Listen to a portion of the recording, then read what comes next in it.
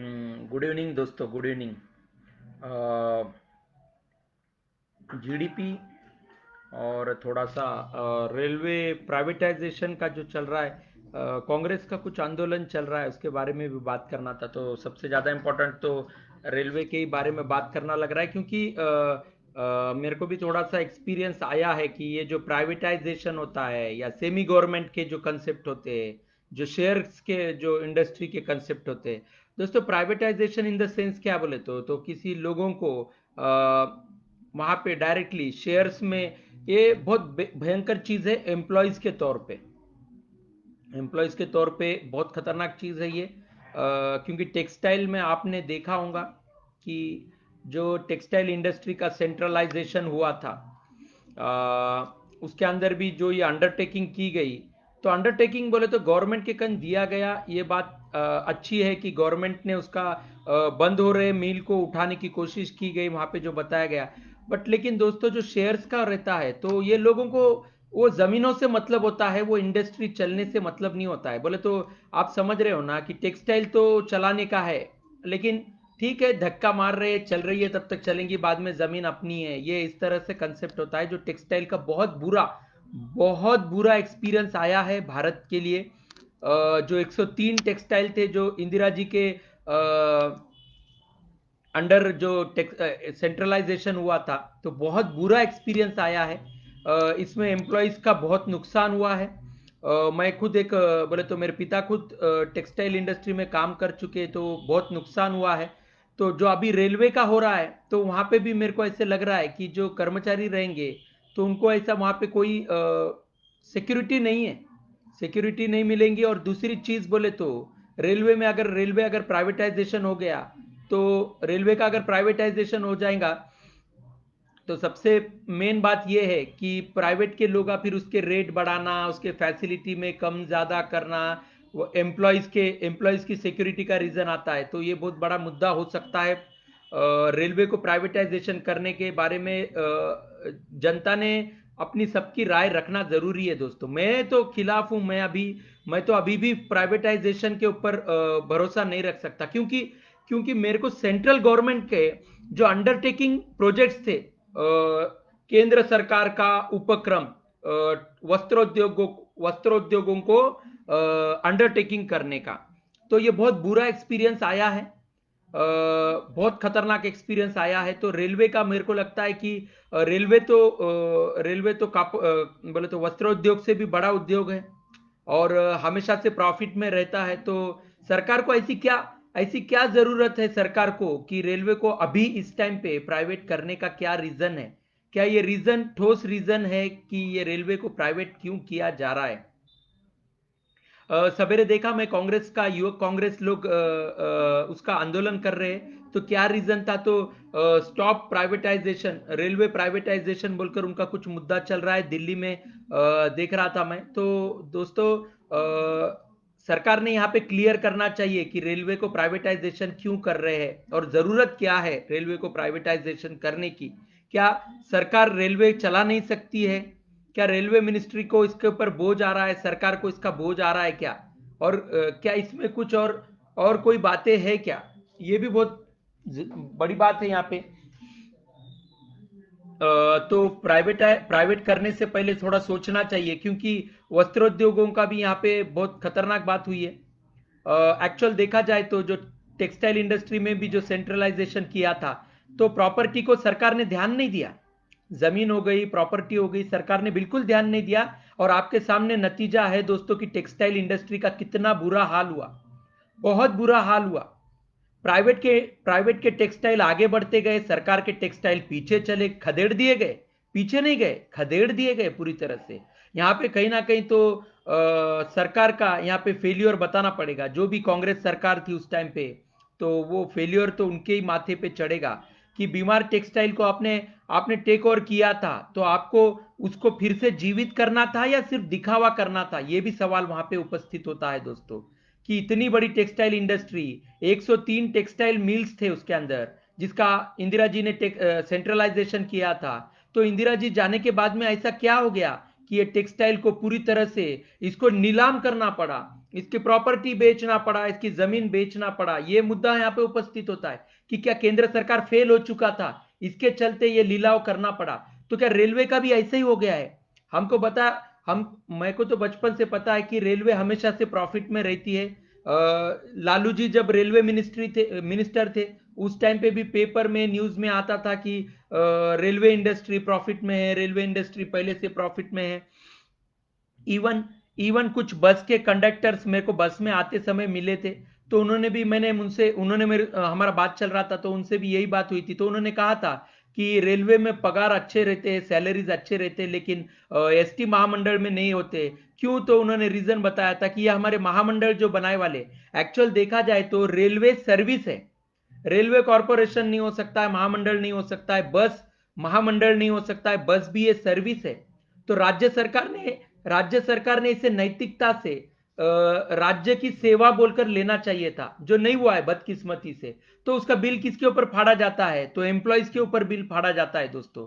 तो रेलवे का भी कहने का मेरा रीजन एक ही है कि रेलवे का भी अभी सरकार ने कहना चाहिए कि प्राइवेटाइजेशन क्यों करना चाह रहे हैं ये लोग, इसका रीजन क्या है। और कांग्रेस जो विरोध कर रही है, तो क्या सरकार यहां पे उसका रीजन बताएंगी क्या कि रेलवे को क्यों प्राइवेट करने का आपका क्या ये है? और एसटी महामंडल को भी आप जो प्राइवेट करना चाहते हो, तो इससे आपको क्या फायदा होगा और एम्प्लॉयज को क्या फायदा होगा? एम्प्लॉयज का भविष्य कहां सिक्योर है? एम्प्लॉयज के बारे में भी सोचना पड़ेगा, खाली कस्टमर के बारे में सोच के नहीं चलेगा, क्योंकि एम्प्लॉयज भी रहते हैं ना। एसटी महामंडल में एम्प्लॉयज है, रेलवे में एम्प्लॉयज है, तो फिर वहां पे भी सरकार ने बात करना चाहिए। और जो भी करना है उसके पहले आपको जिम्मेदारी लेनी पड़ेगी। नोटबंदी की जिम्मेदारी भारतीय जनता पार्टी ने ली नहीं। भारतीय जनता पार्टी आखिरी तक कहते रही कि नोटबंदी का फायदा दिखेगा, नोटबंदी का फायदा दिखेगा, नोटबंदी का फायदा दिखेगा। अभी तक कोई भी फायदा नहीं दिखा है नोटबंदी का। लॉकडाउन का भी ऐसी था। मोदी जी ने पहले कहा था 21 दिन में हम युद्ध जीत जाएंगे, महाभारत जीत जाएंगे, लेकिन 21 दिन का तो कहां चला गया, 3 महीने 4 महीने निकल गए। अब तो WHO ने बोला है कि ये जिंदगी भर बीमारी रहने वाली है। तो मोदी जी बोलते हैं कि अभी 5 महीने तक का राशन बांट दीजिए। तो क्या मोदी जी 5 महीने के बाद तो भी कोरोना जाएगा क्या? लोगों को लोगों को इससे राहत मिलेगी क्या? लोगों का भविष्य, जो आप आत्मनिर्भर भारत की बात करते हो मोदी जी, तो वहां पे भी सवाल उपस्थित होता है कि हम कोरोना में जीवित रहना चाहेंगे क्या? कोरोना के बाहर आने का भी हमारा कोई नियोजन है? और कोरोना से बाहर निकलेंगे तो उसके आगे का नियोजन क्या है? और इस महामारी के चलते हमें रेलवे को प्राइवेट करने का रीजन क्या है? क्या मुद्दे भटकाए जा रहे हैं? जनता का ध्यान भटकाने की कोशिश हो रही है। जीडीपी का जीडीपी का अब कोई सवाल नहीं करेगा मोदी जी से, बीजेपी भारतीय जनता पार्टी से कोई भी सवाल नहीं करेगा अभी जीडीपी का। आत्मनिर्भर भारत, फिर उसके बाद में मेक इन इंडिया, अब ये प्रोजेक्ट्स कैसे चलेंगे? और अभी रेलवे का प्राइवेटाइजेशन का जो कंसेप्ट आपने निकाला है ये महामारी के चलते, तो क्या इतना जरूरी है कि अभी इसी समय पे इस महामारी जहां पे देश त्रस्त हो चुका है, पता ही नहीं है कि आगे उजाला कब होगा, अंधेरे में देश गुजर रहा है, विद्यार्थी परेशान है, बेरोजगार परेशान है, पेंशनर पेंशनर जो अपने जीवन का इतना बड़ा आंदोलन कर रहे हैं, तो भी सरकार का ध्यान उन ईपीएस 95 पेंशनर्स की ओर जा नहीं रहा है। तो तो ये सब कुछ चलते, इतनी महामारी, इतना दुख, इतनी पीड़ा के चलते आप रेलवे को जो प्राइवेटाइजेशन का मुद्दा आप ला रहे हो, तो क्या ये जरूरी है इस टाइम पे मुद्दा लाना? इसका भी कुछ मुहूर्त होना चाहिए था ना। आप कहते हो अच्छे दिन आएंगे, अच्छे दिन आएंगे, तो ऐसे बुरे समय में अच्छे दिन कैसे आएंगे मोदी जी? हमारे होटल इंडस्ट्री बंद है, बहुत सारे दुकानें ऐसे बंद है, कुछ लोगों को 5 बजे तक दुकानें चलाने पड़ रही है, बच्चों को स्कूल को जाने से रोक दिया गया है, बच्चों के एग्जाम्स, जो क्वालिफाइड बच्चों के एग्जाम्स थे, वो एग्जाम्स को हर बार पोस्टपोन किया जा रहा है, ग्रेजुएशन के बच्चों को डायरेक्ट पास कर दिया गया है, 10वीं के बच्चों को डायरेक्ट पास कर दिया गया है, 9वीं तक के बच्चों को डायरेक्ट पास कर दिया गया है। तो ऐसे चलते क्या क्या हमारे को प्रॉफिट हो रहा है या हमारा क्या भला होगा इससे? जीडीपी का भी विषय था, जीडीपी के बारे में बात करना है। जैसे कि जो चल रहा है इससे मेरे को एक साफ पता चल रहा है कि इंटरनेशनल, हमारे जो इंटरनेशनल रिलेशन है, ये भी आप जो न्यूज़ के चलते आप खराब करने की कोशिश कर रहे हो, मीडिया के लोगों से मैं कह रहा हूं साफ करके। तो किसी को भी एक बात ध्यान में रखनी चाहिए कि युद्ध अपनी जगह है, बाकी के चीजें अपनी जगह है। हम किसी को द्वेष नहीं कर सकते। और यह भी बात ध्यान में रखना है कि चाइना हमारे देश में खुद से नहीं आया था, चाइना के बिजनेस को लाया गया था। आप अपने पिछले 5, 10, 20 साल का इतिहास निकालिए, आपको पता चलेगा कि चाइना को प्राधान्य किसने दिया है। रिकॉर्ड्स निकालिए दोस्तों। जीडीपी अगर बढ़ाना है तो मेक इन इंडिया की शुरुआत हमें 5 साल पहले से करनी चाहिए थी। अब तो जो चल रहा है, अब तो सिर्फ दिना ढकेलने के काम चल रहे हैं। तो ऐसे में जीडीपी का तो विषय आ ही नहीं सकता है। तो भारत निर्मित का भी समय नहीं आ सकता है। अब हमारे जो इंटरनेशनल संबंध खराब हो रहे हैं, तो जो हमारे बच्चे जो चाइना में काम करते थे या चाइना से बिजनेस करते थे, तो उन बच्चों का क्या होगा मोदी जी? उन्हें किस तरह से आप ये करोगे, पुनर्वसन कैसे होगा? जो चाइना में काम कर रहे हैं, नौकरी को हमारे बहुत सारे बच्चे चाइना में हैं। बहुत सारे बच्चे चाइना से इंपोर्ट एक्सपोर्ट का बिजनेस करते थे, वो लोगों का क्या होगा? जो किसानों का माल चाइना को सप्लाई होता था, वो बिजनेस क्या होगा? कुछ लोग कहते हैं क्या तो चाइना अकेला ही है क्या? तो ठीक है दोस्तों, चाइना से बंद कर देते हम सब। आप हमारा नियोजन करके दीजिए, किसान भाइयों का नियोजन कीजिए। जो कपास चाइना खरीदता था, वो कपास आप कहीं और बेच के दीजिए। उन्हें, उन लोगों को क्यों तकलीफ होनी है? किसान तो चाइना नहीं गए थे कि चाइना का बिजनेस भारत में लाओ बोल के, या किसान चाइना घूमने को तो भी नहीं गए थे। हर हर किसी के ऊपर इसका इंपैक्ट गिरने वाला है। ये कोई आसान और इजी बात नहीं है। ये देश के रेपुटेशन का भी सवाल है। कहीं ना कहीं हमारे झूठे न्यूज, हमारे देश को नुकसान पहुंचा रहे हैं।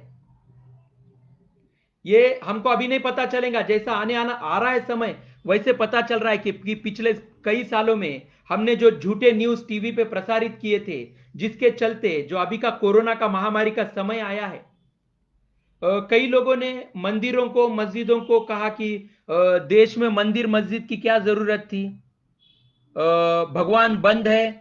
और भगवान बंद है मंदिरों में, असली भगवान डॉक्टर दवाखानों में है, रास्तों पे है।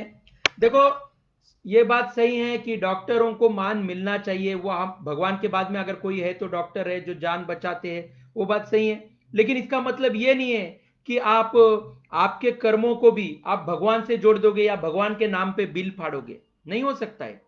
आपको भगवान ने मंदिर में इबादत को बुलाया है, प्रार्थना को बुलाया है। भगवान ने थोड़ी कहा है कि मैं सिर्फ तुम्हें अच्छा ही दूंगा। भगवान ने अच्छा रास्ता बताया है। आपकी आपकी आत्मिक शक्ति बढ़ाने के लिए आपको आपको बताया है कि आप आस्था में ध्यान रखिए। ये बातें कही है। भगवान ने कहा है क्या कि आप भगवान का नाम नहीं लोगे तो आप भगवान आपको बर्बाद कर देंगे? ऐसा नहीं कहा है भगवान ने। आना है तो आओ, नहीं आना है तो मत आओ। क्या मंदिरों में आपको आने के लिए, मस्जिद में आपको आने के लिए आपको कोई कंपल्शन डाला गया था? जो जिस तरह से आपके स्टेटमेंट्स आए हैं, जो स्टेटमेंट्स आप लोगों के कोरोना के महामारी में आते थे, साफ बात है दोस्तों, साफ बात है। देखो, जिसका जहां पे वहां पे महत्व होता है। जैसे जैसे भूख लगती है, तो हम दवा खाने को नहीं जाते, हम घर को जाते हैं, अनाज खाते हैं। क्योंकि उस समय हमारे को किसकी जरूरत है? अनाज की, पेट को अनाज की जरूरत है। जब तबीयत खराब होती है हम डॉक्टर के पास जाते हैं। जब हमें कहीं तकलीफ होती है, कहीं सोसाइटी में तकलीफ होती है, हम पुलिस के पास जाते हैं, वकील के पास जाते हैं, कोर्ट में जाते हैं। गाड़ी पंक्चर होती है तो हम पंक्चर के शॉप में जाते हैं। पेट्रोल खत्म होता है तो पेट्रोल पंप पे जाते हैं। वैसे ही जब हमारा आत्मविश्वास कमजोर होता है, जब जैसे ही हमारे बुद्धि को चालना खत्म होती है, तो हम भगवान के पास जाते हैं। ये कमजोरी नहीं है, ये हमारे आत्मा की भूख है। हमारे आत्मा में जिज्ञासा की भूख होती है। जैसे शरीर को अनाज की भूख है, वैसे आत्मा को, जैसे बुद्धि को नॉलेज की भूख है। नॉलेज की, कहीं से कुछ पढ़ना है, कहीं से कुछ सुनना है, कहीं कहीं पे कुछ कहना है। ये दिमाग की भूख है, उसी तरह से आत्मा को भी भूख होती है, जिज्ञासा की भूख होती है, आस्था की भूख होती है। आप मानो या ना मानो, नास्तिक लोग कहेंगे कि मंदिर में हम नहीं जाते। नहीं भाई, तुम्हारी कहीं ना कहीं तो जिज्ञासा लगे वाली है। ठीक है, भगवान के नाम पे नहीं है, लेकिन किसी और सब्जेक्ट में, किसी और इंसान में आपकी भूख है, वो भी जिज्ञासा है, वो भी एक आध्यात्मिकता ही है। चाहे आप चाहे आप भगवान का नाम लो, चाहे आप अल्लाह का नाम लो, वो जिज्ञासा है। चाहे आप गुरु का नाम लो, वो भी जिज्ञासा है। चाहे आप अपने माता पिता का नाम लो, अपने माता पिता के लिए आस्था रखो, वो भी जिज्ञासा ही है। चाहे आप पढ़ाई के लिए, नौकरी के लिए दिन रात एक कर दो, उसमें पागल हो जाओ, वो भी जिज्ञासा ही है। आप किसी भी वे से जाओगे तो आप जिज्ञासा की ओर ही पहुंचने वाले हो। यह बात ध्यान में रखना दोस्तों। तो महामारी के चलते मंदिरों को दोष देना, या फिर मंदिरों को कम आंकना, या मस्जिदों को कम आंकना, यह हमारी एक संकुचित बुद्धि का उदाहरण है। मंदिरों का इससे कोई लेना देना नहीं, मस्जिद का इससे कोई लेना देना नहीं। वो उनके जगह पे उनका महत्व है, रहेगा। डॉक्टरों को भी कोई कम नहीं आंकता है, डॉक्टरों का इससे कोई कम ज्यादा ये नहीं है। डॉक्टरों ने जो मेहनत की है उसको सल्यूट है, पुलिस वालों ने जो मेहनत की है उसको सल्यूट है। लेकिन इसका मतलब ये नहीं है कि ये भगवान है। मंदिर में के मूर्ति कहां से भगवान होती है? मूर्ति कहां होती है मंदिर में? मूर्ति नहीं होती है, एक प्रतीक होता है। हमारे हमारे पूर्वजों ने जिज्ञासा में से मूर्ति बनाई है, पत्थरों में तराशा है। पत्थर में भगवान है कि नहीं ये पता नहीं है, लेकिन प्रतीक है। किसी को देख के, किसी अवतार को देख के मूर्ति बनाई गई है। किसी ग्रंथ को पढ़ाई करके उसके अंदर से, वो आदमी के अंदर से जिज्ञासा निकली है। उसे कोई ने मारा नहीं था, उसे कोई ने तोड़ा नहीं था, लेकिन उसकी जिज्ञासा बोली कि मुझे यह मूर्ति बनानी चाहिए, तो उसने वो मूर्ति बनाई है। चाहे आप पंढरपुर की मूर्ति को देख लो, चाहे आप तिरुपति की मूर्ति को देख लो, चाहे आप किसी अन्य मूर्ति को देख लो, आप काशी विश्वनाथ को चले जाओ, वो कोई जबरदस्ती से नहीं बना था, वो जिज्ञासा से उत्पन्न हुआ था। दोस्तों, जिज्ञासा, आप आस्तिक रहो या आप नास्तिक रहो, आपकी आत्मा में जिज्ञासा की भूख थी और हमेशा रहेगी। लेकिन एक हम क्या करते हैं, हम सिर्फ पेट का सोचते हैं, हम आत्मा का सोचते नहीं है। यहां पे हमारा पतन हो जाता है। आपके आत्मा में जिज्ञासा की भूख है, वो जिज्ञासा की भूख अगर उजागर हो जाएगी, आपको कोई येड़ा नहीं बना पाएगा, आपका कोई मिसयूज नहीं कर पाएगा। आप एकदम स्टेबल हो, आपकी आत्मा एकदम दिव्य है। लेकिन अगर हम उस आत्मा को, वो जिज्ञासा की भूख जो हमारा प्रगति पथ है, उसको अगर हम वो जिज्ञासा नहीं देंगे, तो वो आत्मा काम नहीं करेगी, भ्रमित हो जाएगी। वो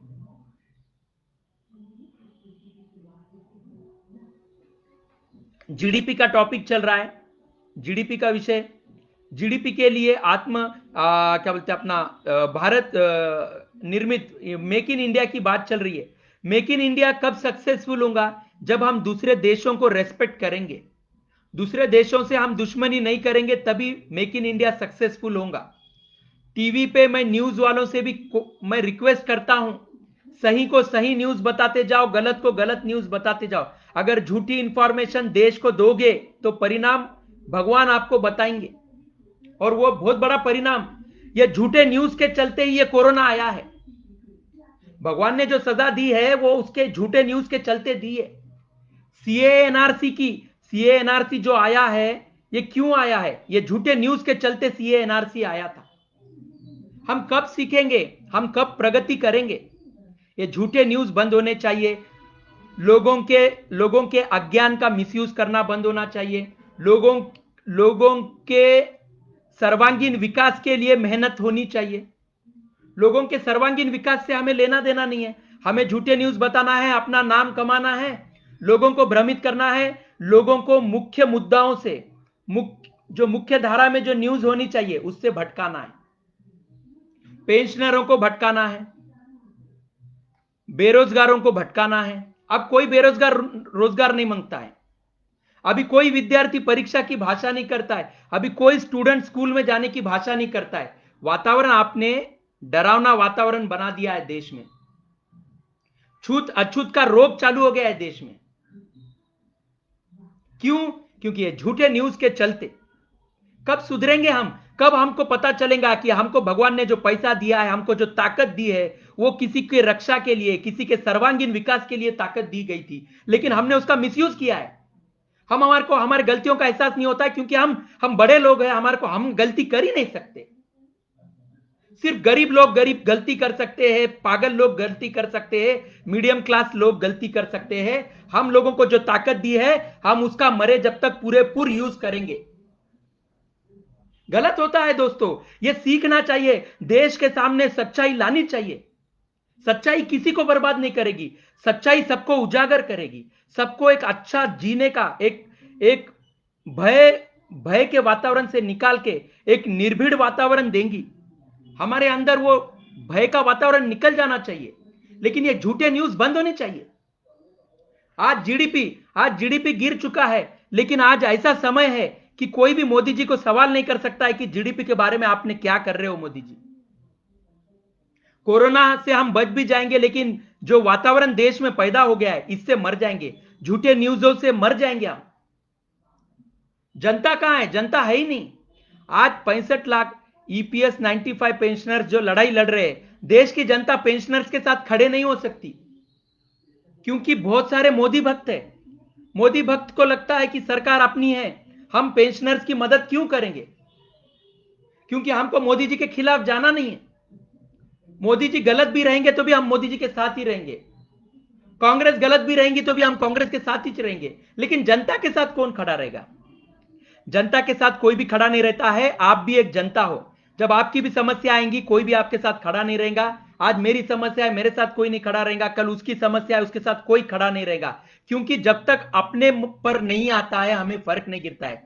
मोदी जी टीवी में न्यूज देंगे, करोड़ों लोग वहां पे चले जाएंगे कि भाषण है, इलेक्शन है, हमको प्रचार को जाना है, मोदी जी को जीत के लाना है, लेकिन जनता को जीत के लाना नहीं है हमें। जनता हमें क्या दे रही है? हमारे लिए तो एक ही भारत मां का बेटा है, बाकी नहीं है बेटे। आज लेबर मिनिस्टर पेंशनर्स के प्रति जो 1.5 साल से आंदोलन चल रहा है, तो लेबर मिनिस्टर नैतिकता से जिम्मेदारी क्यों नहीं लेते? क्यों नहीं कहते कि हमने इनको नजरअंदाज किया, इसके चलते ये आंदोलन इतना बड़ा हो चुका है? क्योंकि पेंशनर इस देश के हिस्सा थे ही नहीं ना, वो तो बोझ है इस देश के ऊपर। ना ही वो जीडीपी दे रहे हैं, ना ही वो किसी इंडस्ट्री को प्रॉफिट दे रहे हैं। आज बेरोजगारों का, असंगठित कामगारों का, जो छोटे छोटे दुकानों में काम करते हैं, मैं कल भी कह चुका था इस विषय पे, आज भी कह रहा हूं, जो छोटे छोटे दुकान हैं, जो छोटे छोटे दुकानों में काम करते हैं, रास्ते पे ठेले चलाते, पानीपुरी बेचते, पान टपरी चलाते, चाय टपरी चलाते, क्या सरकार ने उनको नियोजन किया है? राशन छोड़ के उनको पैसों का कोई नियोजन हुआ था क्या? कैसे होगा? डेटा ही नहीं है उनका। उनका डेटा कलेक्ट कीजिए, कलेक्टर ऑफिस में पूरे देश का डेटा जाना चाहिए, हर डिस्ट्रिक्ट में पे ऐसे लोगों का डेटा जाना चाहिए। फिर मन में आया आप भारत बंद करो, कोई पार्टी आएंगी, हमारे नेता को गालियां दिए, हमारे भगवान को गालियां दिए, देश बंद कर दो। फिर ये लोगों का, गरीबों का कैसा नुकसान भरपाई होगा? करता कौन है, भरता कौन है? उसकी नुकसान भरपाई सरकार करने वाली है क्या? ठीक है, आपको देश बंद रखना है, आप पहले उनके अकाउंट में पैसा डालिए, नुकसान भरपाई का जो भी उनकी अगर दिन की कमाई 500 रुपए है, तो 400 रुपए आप उनके अकाउंट में डाल दीजिए, और फिर देश बंद रखिए पर डे के हिसाब से। जितने ज्यादा दिन देश बंद रहेगा, पर डे के हिसाब से उनके अकाउंट में पैसा डालते जाइए। ठीक है, उन्होंने भी बेचारे घर पे रहेंगे, चलने दीजिए फिर आपका। पिछले 20-25 साल में दोस्तों, मैं आपसे सवाल पूछता हूं, पिछले 20-25 साल में कितने बार भारत बंद किया गया? और इसका खामियाजा किसने किसने भोगा है? आपको पता चल जाएगा किसका नुकसान होता है देश बंद करने से। लेकिन फर्क नहीं गिरता है, क्योंकि हमारी ताकत हमारे को सिर्फ इलेक्शन के टाइम पे पता चलती है, इलेक्शन के बाद में हमें कोई गिनता नहीं है। विरोधी पार्टी सरकार गिरा सकती है, सरकार विरोधी पार्टियों को चुप करा सकती है, लेकिन जनता का क्या है? जनता तो ग्रांटेड है। अगर हम जनता के मुद्दे सरकार सुनेंगी नहीं तो भी फर्क नहीं गिरेगा, क्योंकि जनता का असंतोष हमें कोई फायदा नहीं है। हमने 5 साल का रिचार्ज मार लिया है, हम सरकार में चुन के आ गए हैं, अब हमें कोई खतरा नहीं है। ये वातावरण है देश में। तो जिज्ञासा जो अध्यात्म है, अध्यात्म को अध्यात्म रखिए। जहां पे अर्थव्यवस्था का मुद्दा है वहां पे अर्थव्यवस्था के मुद्दे पे ही बात कीजिए, सबको मिक्स मत कीजिए। राजकारण इज डिफरेंट है, धर्म एक डिफरेंट है। धर्म अलग है, राजकारण अलग है, उनका कॉकटेल मत कीजिए। अगर उसका कॉकटेल करोगे तो सबको नुकसान होगा, उससे बहुत नुकसान होने वाला है इसका। ऑलरेडी आपने देखा है कि कितना नुकसान हो चुका है।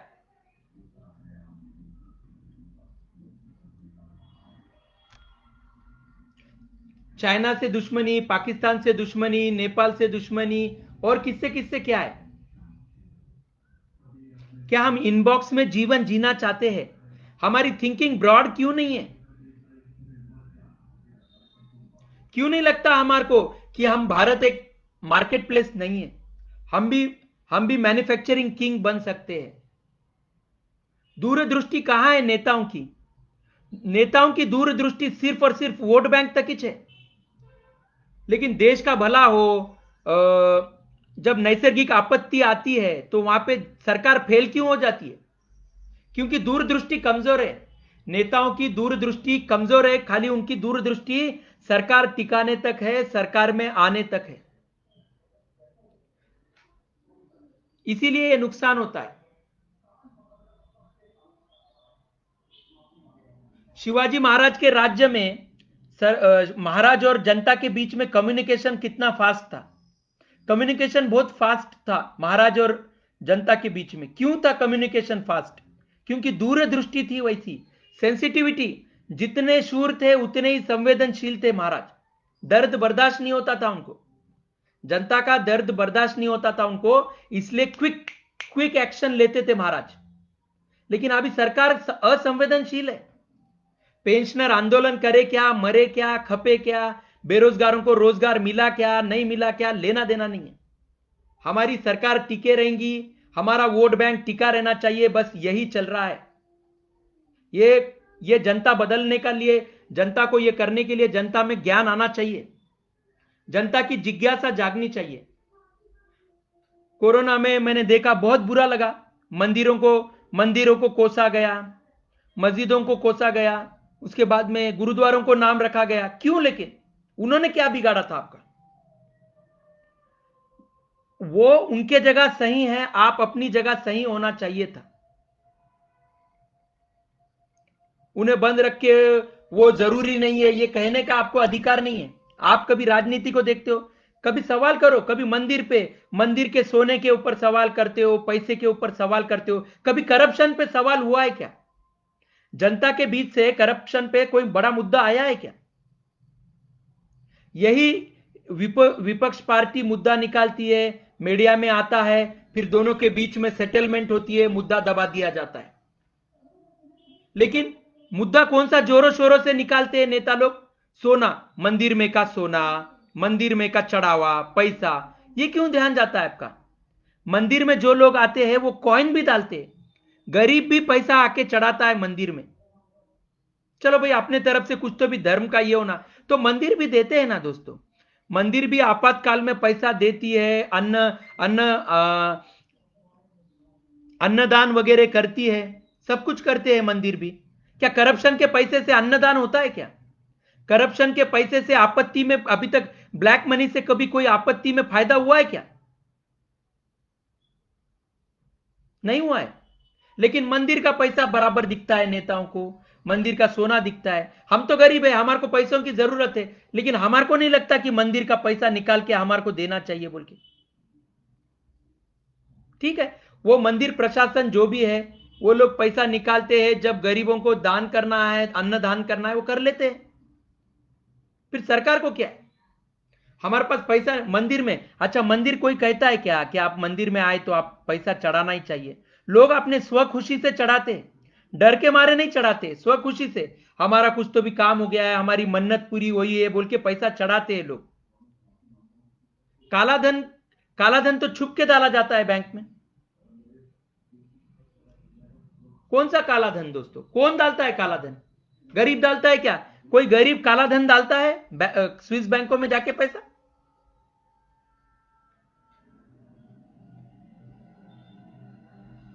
राजकारण में धर्म को लाते हो, धर्म के अंदर राजकारण लाते हो, ये सही चीज नहीं है, ये अच्छी बात नहीं है, ये हमारे संकुचित संकुचित बुद्धि का परिचय है ये। धर्म धर्म की जगह है, राजकारण राजकारण की। Politics is to rule rule not to rule the country, to run the country. ये बहुत लोगों ने कहा है कि पॉलिटिक्स देश को चलाने के लिए चाहिए, देश पे राज करने के लिए नहीं चाहिए। लेकिन अब तो बहुत कंडीशन बदल गई है, जनता की समस्या को नजरअंदाज करने का, कम सोचने का, अपने समस्याओं को एक दूसरे के ऊपर थोपने का। क्या गरज है महामारी के? मैं पूछता हूं, इस महामारी के इस कठिन समय में रेलवे का प्राइवेटाइजेशन करने की इनको क्या गड़बड़ाई है? क्या भारतीय जनता पार्टी देश के सामने आके बात करेंगी? क्या रेलवे का प्राइवेटाइजेशन क्यों करना चाहती है? इनकी क्या रणनीति है? इनकी रणनीति क्या है? प्राइवेटाइजेशन करके क्या साबित करना चाहते हैं? क्या रेलवे लॉस में है? कह दीजिए कि रेलवे मिनिस्टर ने सामने आके कह देना चाहिए कि रेलवे लॉस में है, इसीलिए उसको प्राइवेट करने का सोच रहे। कह दीजिए आप, सिंपल है। और कौन से डिपार्टमेंट लॉस में है उसको भी आप, और कौन से मंत्रालय लॉस में, उसको भी आप प्राइवेट करना चाहते हो क्या? और प्राइवेट करने से समस्या सॉल्व होंगी क्या? और अगर प्राइवेट करने के बाद समस्याएं और बढ़ गई तो क्या जिम्मेदारी सरकार लेने वाली है क्या? नोटबंदी की जिम्मेदारी सरकार ने ली है क्या? लॉकडाउन की जिम्मेदारी सरकार ने ली है क्या? 21 21 दिन में महाभारत का युद्ध देश ने जीता है क्या?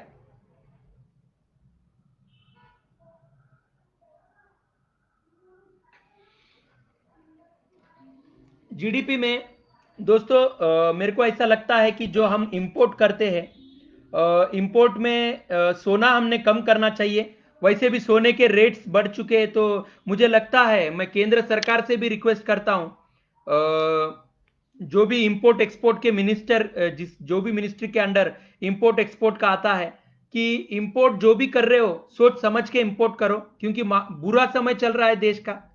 तो सोना सोना वगैरह जो अननेसेसरी चीज है, वैसे भी हमने अभी शादियों का खर्चा कम करा है, तो कुछ दिन हम सोना अगर इंपोर्ट नहीं भी करेंगे या कम भी करेंगे तो अच्छा रहेगा। स्टील स्टील और आयरन का है। रतन टाटा जी, टाटा इंडस्ट्री का स्टील का काम है, लेकिन स्टील हमें ज्यादा प्रमाण में लगता है, इसलिए हम चाइना से वगैरह हम स्टील स्टील मंगाते हैं। तो क्या हम स्टील को और हमारा जो यहाँ का मैन्युफैक्चरिंग है क्या बढ़ा सकते हैं? स्टील का प्रोडक्शन हमें बढ़ाना पड़ेगा दोस्तों। हमें हमें इंपोर्ट वही चीज करने हैं जो बेहद जरूरी है। अभी ये समय बुरा है, और एक्सपोर्ट का तो अब सवाल ही नहीं आता है। अब एक्सपोर्ट कैसे करोगे आप? आपने चाइना जो हमारे से कच्चा माल खरीदता था, अब चाइना का और हमारा तो ऐसा चल रहा है। तो जो चाइना माल खरीदने वाला था, कौन सा देश खरीदेगा वो माल? अभी अभी ये किसानों का जो माल आएगा, तो इनको कितने दिनों में ये माल बेचा जाएगा? और सरकार इसकी जिम्मेदारी लेंगी क्या?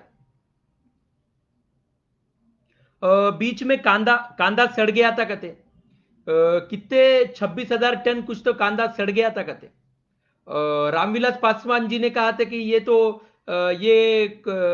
इसके बारे में कुछ नहीं कह सकते बोल के ये बात कही थी कहते, उन्होंने, पुरवठा मंत्री थे ना वो। तो फिर ये जो कच्चा माल जो चाइना को वगैरह जाता था, क्या ये माल कौन बेचेगा? सरकार जिम्मेदारी लेने वाली है क्या? किसानों को इसका पूरा पैसा मिलेगा क्या? और जो नुकसान होगा उसकी जिम्मेदारी सरकार लेने वाली है क्या? जैसे जो कांदा सड़ गया था, तो उसकी जिम्मेदारी तो सरकार ने ली नहीं है, वो मुद्दा दबा दिया गया दोस्तों। जो कांदा खराब हो गया, सड़ गया था, वो मुद्दा दबा दिया है सरकार ने। मीडिया ने उठाया था वो मुद्दा, लेकिन वो दबा दिया गया।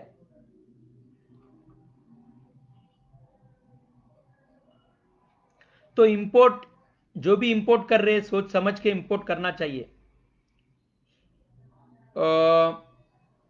और जीडीपी का तो अब ये साल में कोई मोदी जी को सवाल पूछने वाला नहीं है। आत्मनिर्भर भारत का भी अभी कोई नहीं पूछेगा, क्योंकि 5 महीने के लिए मोदी जी ने अनाज फ्री में दे दिया है, तो अब कोई आत्मनिर्भर भारत के भी बारे में कोई पूछेगा नहीं अब।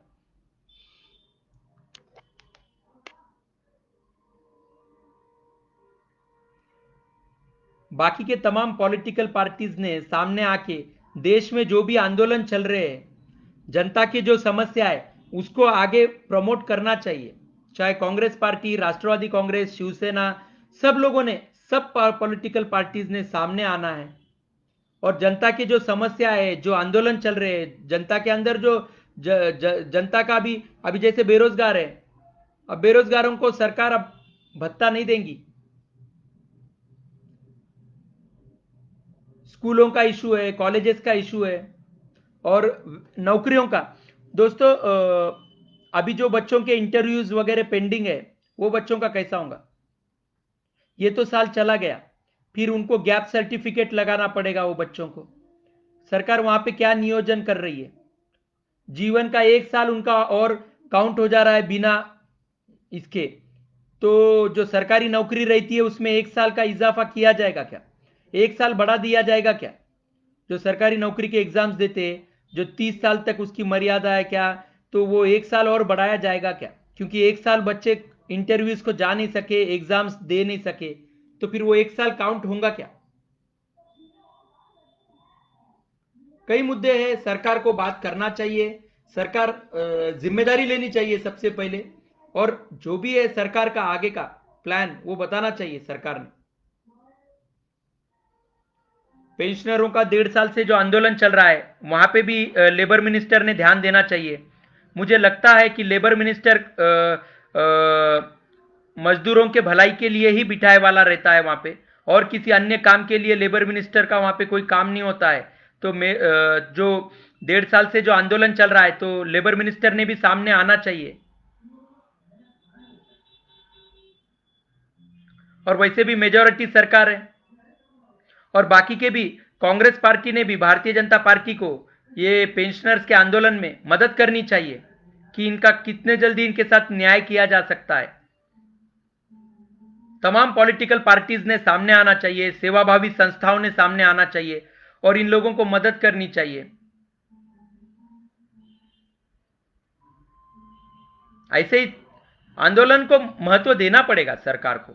देश में लोग आपसे नाराज क्यों है, ये सरकार का काम बनता है, नैतिकता से जिम्मेदारी बनती है कि उन आंदोलन को वो जाके वहां पे बात करे उन लोगों से, उनकी नाराजगी क्या है, उनके साथ क्या गलत हुआ है। ये सरकार का काम होता है दोस्तों। आंदोलन को आंदोलन आपको मौका देता है, आपके प्रगति करने का मौका देता है। सरकार को अपने कामों में, सरकार को अपने कार्यक्षमता में और प्रगति उन्नत करने का मौका मिलता है कि अगर हम वो आंदोलन समझ लेंगे, लोग क्यों नाराज है वो समझ लेंगे, उनको न्याय हम देने में कोई कम गिर रहे क्या, तो न्याय देने के लिए सरकार अपनी तरक्की करने का एक अपॉर्चुनिटी है सरकार के पास। विरोधी पक्षों के भी पास ये अपॉर्चुनिटी है कि लोग क्यों नाराज है और सरकार कहां गलत हो रही है। तो ये विरोधी पक्षों का भी काम होता है कि उनको वहां पे जाके उन लोगों को हेल्प करे और सरकार तक उनकी आवाज पहुंचाए। मीडिया का काम होता है, देश की जनता नाराज क्यों है, देश की समस्या क्या है, 65 लाख पेंशनर नाराज क्यों है, ये मीडिया का काम था। लेकिन मीडिया सरकार के इशारों पे चल रहा है।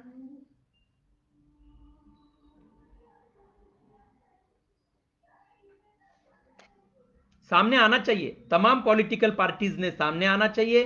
भारतीय जनता पार्टी में भी मैं यहां तक बोल रहा हूं कि भारतीय जनता पार्टी के जो सीनियर सिटीजन है, जो भी आरएसएस में काम करते हैं, सीनियर सिटीजन्स है, वो भी ये पेंशनर्स को मदद के लिए सामने आना चाहिए कि इनके न्याय के लिए सरकार से हम बात करेंगे, वो आगे आना चाहिए दोस्तों। क्या सीनियर सिटीजन खाली ईपीएस 95 पेंशनर्स को छोड़ के बाकी के सबको रेस्पेक्ट मिलेंगी क्या? ये भी सवाल यहां पे है। ज्येष्ठ भारत श्रेष्ठ भारत, सबका साथ सबका विकास, राम राज्य, ये मुद्दे मोदी जी जो बोलते हैं, ये मुद्दे कब कब लागू होंगे?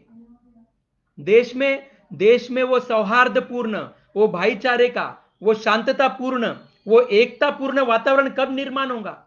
अभी देश पूरी तरह से खंडित हो चुका है।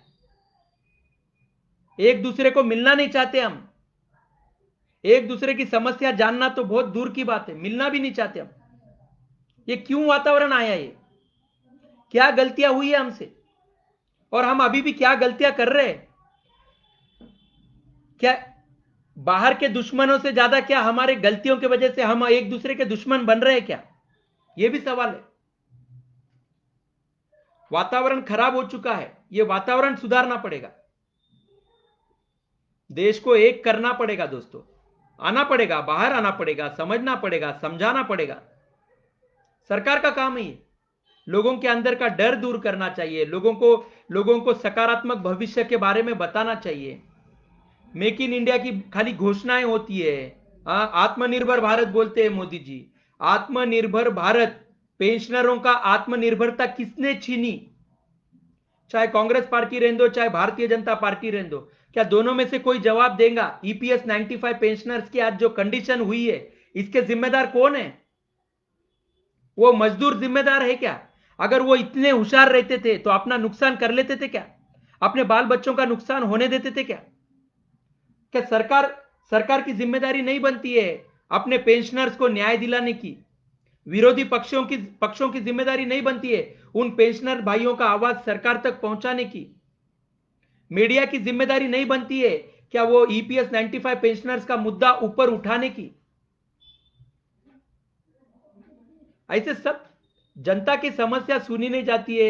मीडिया एक टाइम पास करता है, सरकार एक मीडिया को एक अलग से बातें करता है, ये सही नहीं है। फिर मंदिरों के ऊपर कोसा जाता है, मस्जिद पे कोसा जाता है। अरे उनके उनके जगह पे वो सही है, आप अपने जगह पे क्या कर रहे हो वो देखिए। सरकार को एक अपॉर्चुनिटी रहती है आंदोलनों को ध्यान देना, आंदोलनों को, लोगों को वहां पे बात करना, उनको न्याय देना, उनकी नाराजगी दूर करना। इससे सरकार को भी मौका मिलता है कि जनता के ऊपर जो उनका विश्वास है वो अटूट बना रहे। एक लोकशाही, एक सशक्त लोकशाही देश को मिले। भले ही आप एक दूसरे की सरकार गिराने में लगे हो, लेकिन जनता क्या चाहती है? जनता 5 साल सशक्त सरकार चाहती है, हमारा भविष्य सिक्योर चाहती है, हमारे ऊपर कोई अत्याचार नहीं होना चाहती है,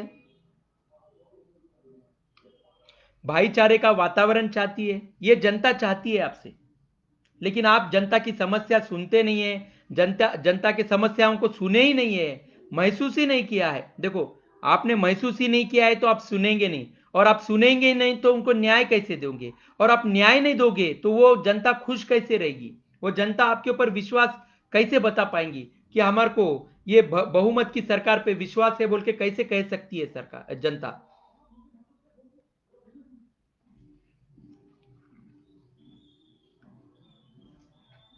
वातावरण खराब है दोस्तों, जितना जल्दी हो गया वातावरण देश का सुधरना चाहिए। एकता होनी चाहिए, जनता को आगे के भविष्य के बारे में सोचना चाहिए। आगे चल के कुछ गलतियां हमें दोहराने से रुकना है। आगे चल के खेती, उसके बाद में तुम्हारा भारत निर्मित, लेकिन साथ ही हमें फॉरेन संबंध, जो हमारे फॉरेन रिलेशन है, वो भी अच्छे बनाने पड़ेंगे। मीडिया को सुधारना पड़ेगा। मीडिया गलत न्यूज टीवी के ऊपर डाल के जनता को जो भ्रमित करते आई है पिछले 50-60 वर्षों से, वो गलत है, उसको कहीं रोकना पड़ेगा।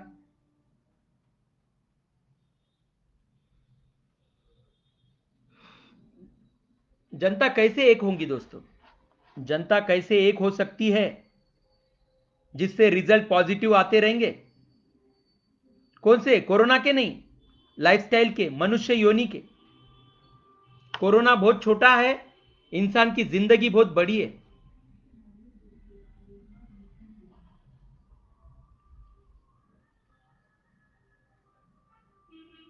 सरकार से रिक्वेस्ट करता हूं कि वो जनता के समस्याओं को समझने की कोशिश करे, उनका निवारण करने की कोशिश करे, और आगे का जो उनका जो दूरदृष्टि है, सरकार की जो दूरदृष्टि है, उसको क्रिस्टल क्लियर पिक्चर दे। वो जो विजन आप देख रहे हो वो जनता को बताइए कि इस वे से आगे के वर्ष हमारे, हम जो सरकार है, हमारे आगे के वर्ष ऐसे गुजरेंगे, आप लोगों के लिए हमने ऐसे सपने देखे हैं, वो बताइए, जनता को बताइए वो, और उसी वे से काम कीजिए। आप बीच में आत्मनिर्भर की बात करते हो, एक तरफ राशन फ्री की भाषा करते हो, एक तरफ मेक इन इंडिया की भाषा करते हो, एक तरफ रेलवे प्राइवेटाइजेशन की भाषा करते हो। ये इतने महामारी के चलते आपको रेलवे प्राइवेटाइजेशन करने की क्या जरूरत है? ये क्या वातावरण सही है क्या? पहले ये वातावरण सही करो, देश के जनता को ये डर से बाहर निकालो, रेगुलर लाइफ शुरू करो देश के जनता की, फिर उसके बाद भाषा करो ये। और वो भी करने से पहले आपको जनता को पहले एजुकेट करो कि आप प्राइवेटाइजेशन क्यों कर रहे हो। डॉक्यूमेंटरीज निकालो, जनता को व्याख्यान दो, टीवी पे स्पीचेस दो।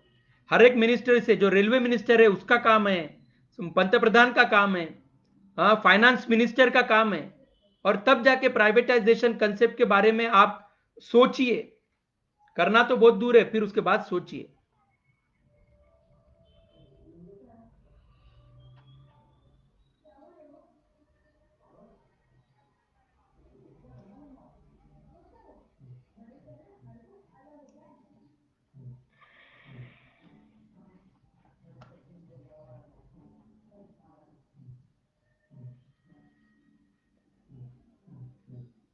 तो रतन टाटा जी से भी निवेदन करता हूं कि वो स्टील और आयरन जो हम बहुत प्रमाण पे इंपोर्ट करते हैं, उसे कहीं ना कहीं हमें रोकना पड़ेगा।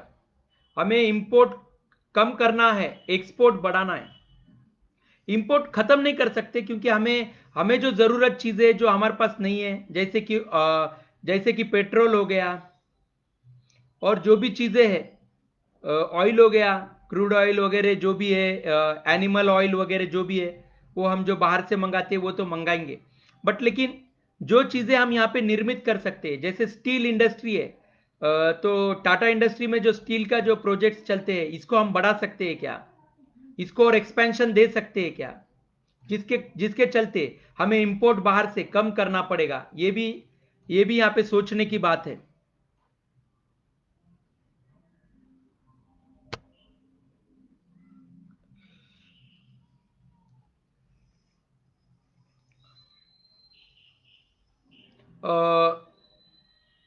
केमिकल्स भी जो मंगाते हैं हम, जो रासायनिक खतें रहती है, रासायनिक ऑर्गेनिक, तो वो खतों को भी हम कैसे कम कर सकते हैं? क्योंकि वो खतों से हमें कोई फायदा भी नहीं होता है, नुकसान उलट हमारा हेल्थ इश्यू आते हैं। तो वो भी जो केमिकल्स हम जो फॉरेन से इंपोर्ट कर रहे हैं, उसे भी कहीं ना कहीं रोकना पड़ेगा। हमें वापस अपने सेंद्रीय खेती की ओर बढ़ना पड़ेगा।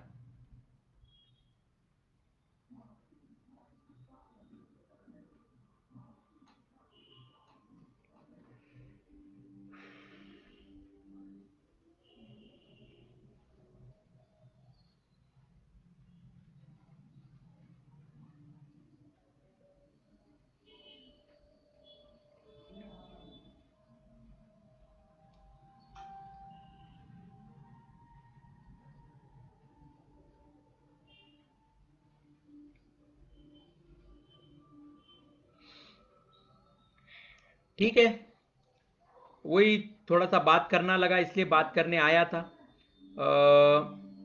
जय हिंद, जय भारत। जय हिंद, जय भारत। सत्यमेव जयते। थैंक यू दोस्तों, थैंक यू सो मच।